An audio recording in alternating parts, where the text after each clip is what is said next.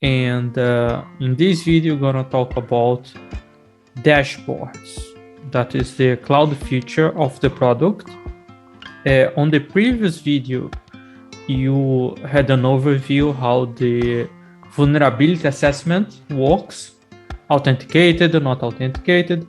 And today we're gonna talk about what happens after gathering all this data, all the vulnerabilities, after populate all your assets. And now you start to have an overview of your network, of your environment. So basically this option here, dashboard, is the one that we're gonna talk about.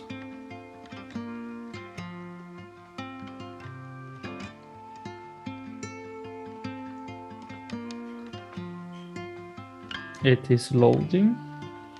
Okay. So the default dashboard, usually they have more options in here. I just left this one for we have for make it easier for the video. So first thing that you need to understand is those built-in dashboards to make your life easy. So it's a way that Rapid7 InsightVM gives you some overview of the vulnerabilities that you might have. But before you adding all the dashboards or the relevant, you need to double check in your company what is the risk prioritization that you're supposed to follow. So for example, zero tolerance for exploitable vulnerabilities. We're gonna prioritize the vulnerabilities that are severe, that are critical, that have a CVSS score of 9, 10. So it depends. But again, it's just a matter of double check, and those tools would help you to achieve the goal. So right now we don't have anything. I just left these. I like to have that just to give them an overview. So for example, in my environment, I have 14 assets.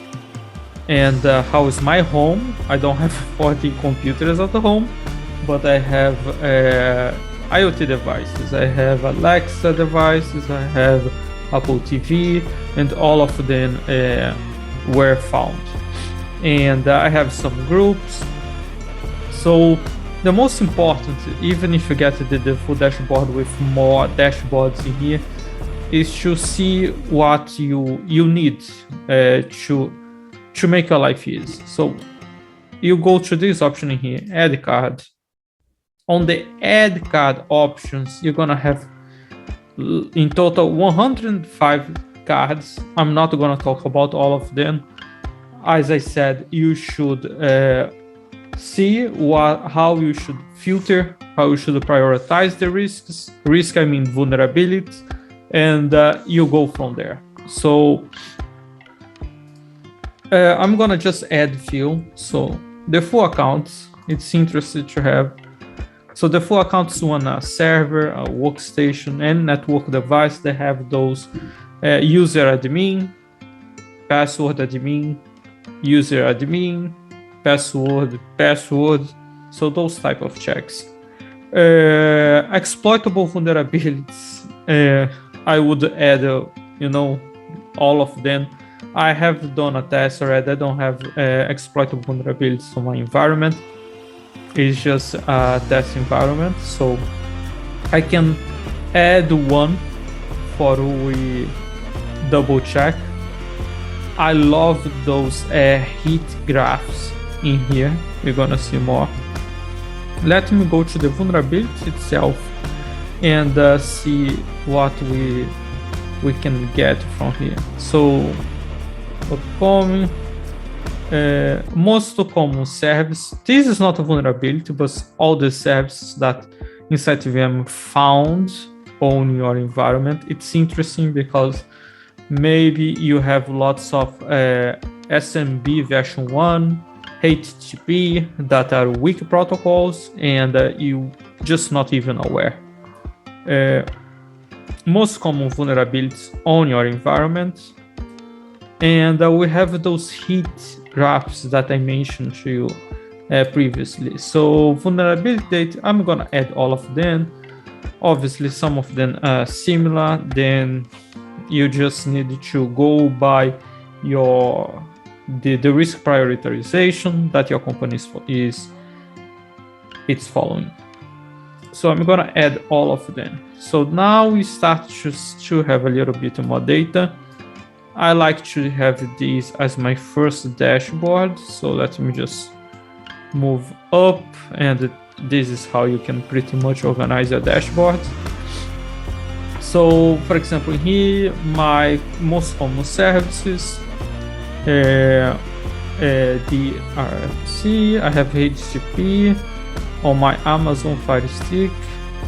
I have HTTPS. There are things that I didn't even know that I have, and this is important. It's the advantage.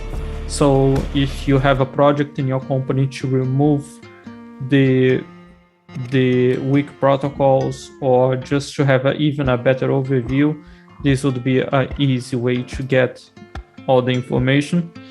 So those are the most common vulnerabilities. Again, I can just click and expand, then I can see all of them. It's easy for me because, as I said, my environment is just my home, then I don't have much data. If you're talking about a production environment, a real company, so then just expand the cards, it's not feasible because I have too much data. You're gonna have lots of pages.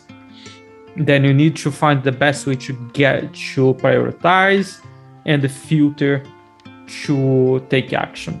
And this is what we are pretty much talking about. So vulnerability discovery date by CVSS score. So for example, let's imagine that the company work, it's trying to prioritize by CVSS score, and this would be an easy way for you. So for example, you can see that you have from 7 to 10, 15 vulnerabilities that were found on the previous 29 days. So they are very recently, and 100% sure you should prioritize them. So you could just click in here, and those vulnerabilities will load, because as you can see here, it's the only one that are selected.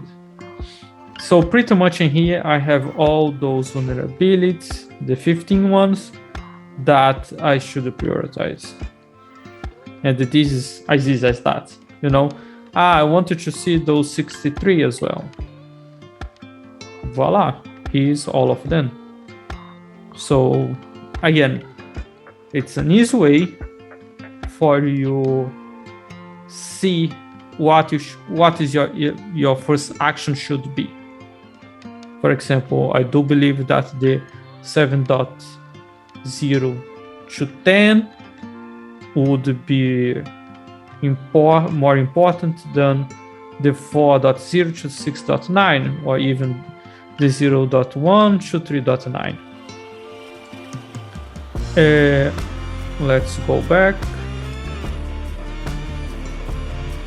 And as I said, all of them seem a little bit similar.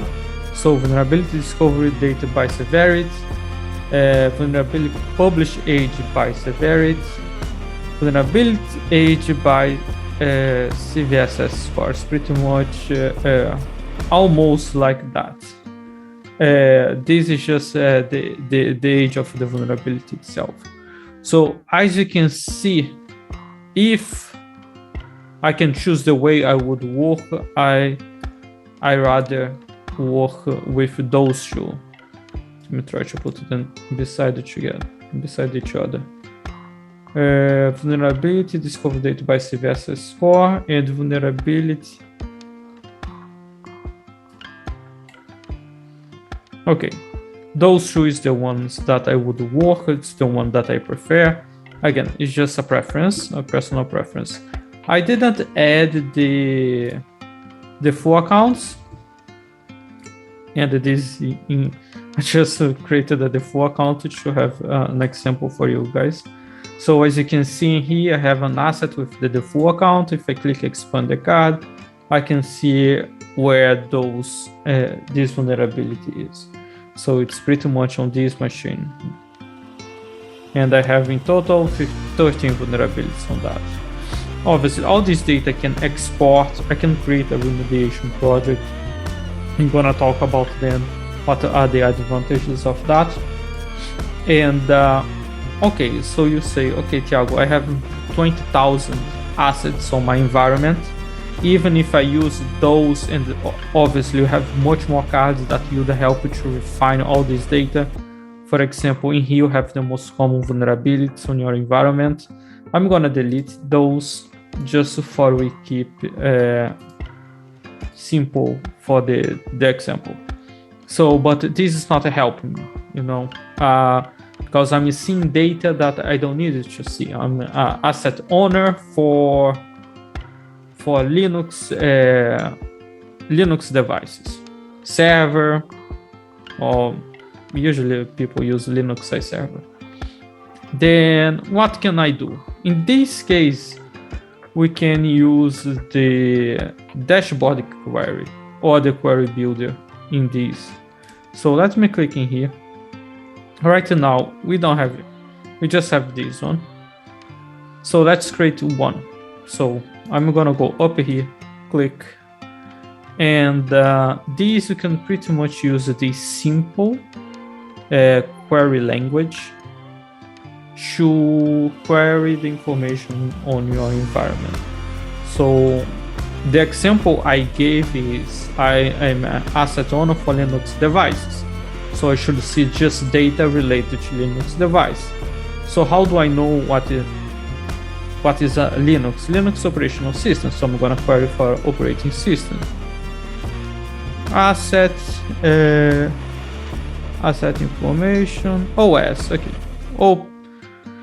So OS description contains Linux. Obviously, we'll have always multiple ways to do the same thing. Just keep that in mind. So as you can see in here, I have this, that is my server. I have other devices that are Linux as well. And it will filter everything just regarding this query. So I can see all the vulnerabilities related to the assets that have OS description as Linux. You can just save, then you can give the name Linux, for example. And then you can just close. And if you go back to your dashboard and load the query, and if you have lots of queries in your environment, you can always just filter by the ones that you have created yourself. Sometimes it's easy, or you just try to search by the name. So I'm gonna click in here. So automatically all the data in here changed in all those dashboards, and they will be just relevant for the Linux devices. So in here I can see just the service running on the Linux devices. I can see the vulnerability discovery date by CVSS score, the discovery date by severity, and the most common vulnerability on those devices, and then go on. And even if I have a default account on any of those devices that I have. As I said, we have lots of dashboards, lots of related to vulnerabilities that could help you. So you just needed to play, and double check which one that would be relevant for your environment or for your daily work. I'm just working with very few examples for the video, don't be too long. And this is pretty much how you started to query things on your environment. So I can query anything related to sites. Let me close that. go back to the query builder. And I don't remember. You don't need to memorize those. I can just see the categories and read them. So asset. So related to asset, I have asset average scan duration, last scan duration. So you have containers, you have asset information, then you can put a IPv4, IPv6, asset group if you're using your environment, and OS, OS type, OS family, OS vendor, so services, software, tags, vulnerability exploit, vulnerability information. You can use it by title, by CVID. So you have lots of ways to find the same type of information. For example, let's suppose that you want to remove Java vulnerabilities from your environment. How would you do that? So I'm gonna go for vulnerability. For title or description, let's try title contains Java, a generic as that. And again, I have 35 vulnerabilities that are related to Java. It's across all my assets. If I want, I could filter by OS, by site. So I'm just gonna save as well. Java, save. And I'm gonna go back to my dashboard. I'm gonna load this new Java, and voila. Then I can see here that 6 of them have the CVSS score 7.10. One is critical. I can see all the most common. So I could even add the assets. Let me see here.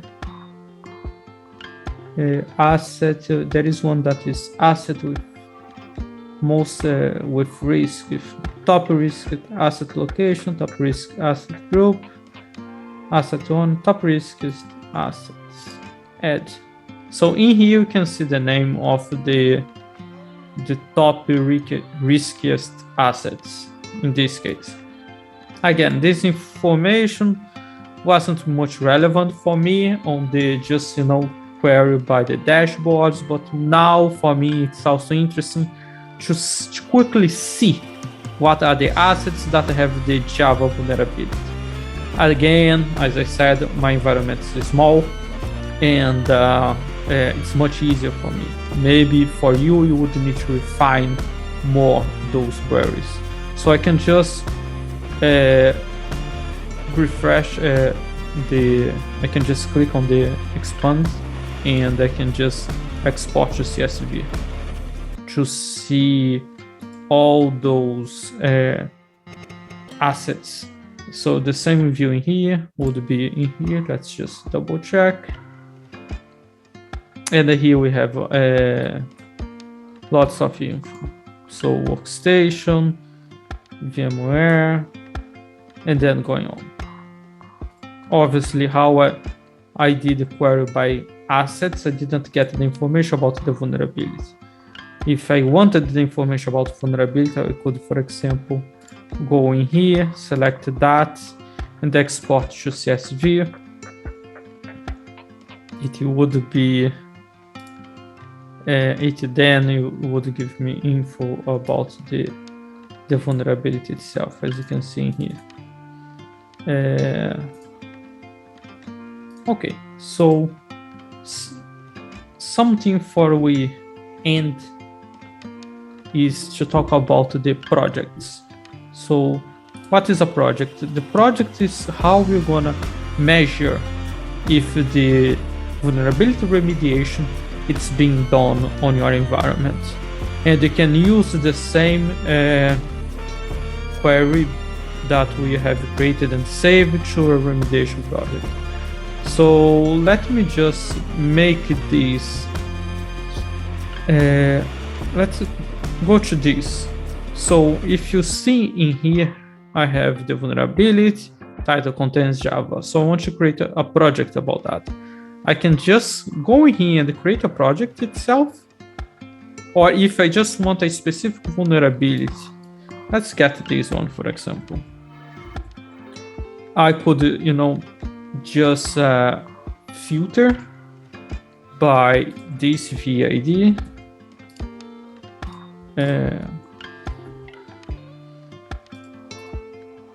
Then I would have a data just by this VID. I'm not gonna save.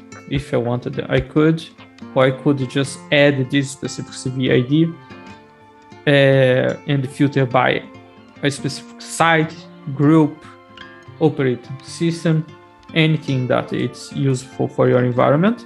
So let's go to the remediation projects. Again, I don't have any remediation project at the moment. So I'm gonna create a project. I'm gonna give a name. So I'm just gonna paste that vulnerability. In here I could type remediate, vulnerability. You could give a description. I have two options in here, static and dynamic. Static, if you have 10 assets vulnerable for this specific CV now, it will just have those specific 10 assets. Dynamic means that if you have 10 today, but tomorrow you have 20, all those assets will populate automatically to the project. I prefer dynamic. So the project scope, it's what you're gonna look into. I could load the specific queries that you created and save, or I can create a one and use the same type of query language. So I'm gonna go to CV ID and apply. And this automatically showing me that we have one asset that has this vulnerability. So save and continue, assign. Who can see this project? It's everybody, just me. I just have one user, that's myself. But in your environment, you could assign to the respective asset owners. The date, so this is important. So it's when I think the time that my team will have to fix this vulnerability. So let's say until the end of March. Or I could just select never expire. Important thing is when the project expires, even if you still have vulnerabilities and you still keep remediating them, they will stop to work because you have finished your project. And that result, the end result, is the result that you have achieved on those, for example, 30 days that you had to do this project. So query naming, automatically when you create a project, it creates a query, and we can just save and complete. Obviously, how is a project with just one vulnerability and one asset, and my database is very small, I just have 14 assets, it will populate much faster. As you can see, it's still even in 25%. On your environment, it might take a little bit longer. So let's just wait. And another way to understand more about the vulnerability itself is you can just paste the CV on the magnifier glass, and then you have the vulnerabilities. And you can see here that I have one instance, that's the Java, for this Java vulnerabilities. I can click in here and I can read, I have the links, and I have the remediation. I could also export from here, that would give me the proof. So the proof is that this vulnerability can be, this vulnerable version can be found on this path.